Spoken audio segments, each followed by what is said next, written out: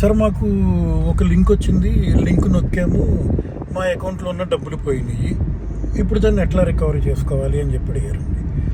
ఇప్పుడు ఏంటంటే అండి, ఫస్ట్ మీ అకౌంట్లో నుంచి డబ్బులు పోగానే మీరు సైబర్ క్రైమ్ వాళ్ళకి కాల్ చేసి కంప్లైంట్ చేయాలి. అప్పుడు మీ కంప్లైంట్ అనేది రిజిస్టర్ అయ్యి మీకు ఒక నెంబర్ వస్తుంది. అక్కడి నుంచి పోలీస్ వారు ఆటోమేటిక్గా దానికి ఎంక్వైరీ కండక్ట్ చేసి అది ఎక్కడికి వెళ్ళి మనీ ఎక్కడ ట్రాన్స్ఫర్ అయినాయి అనేది చూస్తారనమాట. అట్లా దాన్ని బట్టి ఆ బ్యాంక్ స్టేట్మెంట్లు అవన్నీ తీసుకుని ఈ పర్సన్ ఎవరైతే ఫ్రాడ్ చేశాడో ఆ పర్సన్ని ఐడెంటిఫై చేస్తారు. దీంట్లో చాలా రకాలు ఉన్నాయండి. కొంతమంది ట్రాన్స్ఫర్ చేసేవి బినామీస్ అకౌంట్స్, అది చాలా పెద్ద స్కామ్.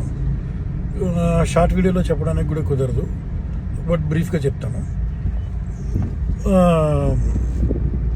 ఒక అన్నోన్ పర్సను ఫర్ ఎగ్జాంపుల్ గుజరాత్లోనో బీహార్లోనో ఎక్కడో ఉన్నాడు. వాడు ఇక్కడి నుంచి స్కామ్ చేశాడు.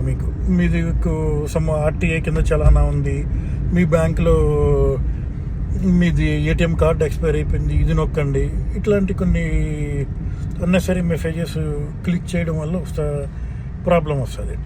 అప్పుడు ఏంటంటే ఇవి మీరు క్లిక్ చేయడం వల్ల వాడికి ఆటోమేటిక్గా మీ డేటా వెళ్ళిపోతుంది, మీ అకౌంట్లో ఉన్న మనీ పోతాయి. ఇవి పోయిన తర్వాత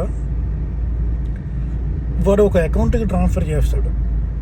అసలు ఆ పర్సన్ ఉండడు, ఉన్న తనకి లావాదేవీతో ఏ విధమైన సంబంధం ఉండదు.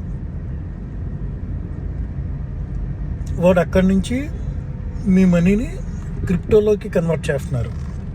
క్రిప్టోలోకి కన్వర్ట్ చేసి క్రిప్టో నుంచి ఒక అకౌంట్ నుంచి ఇంటర్నేషనల్ అకౌంట్కి ట్రాన్స్ఫర్ చేసుకుని ఇంటర్నేషనల్ అకౌంట్ నుంచి వాళ్ళు మళ్ళీ ఇండియా అకౌంట్కి ట్రాన్స్ఫర్ చేసుకుంటారు.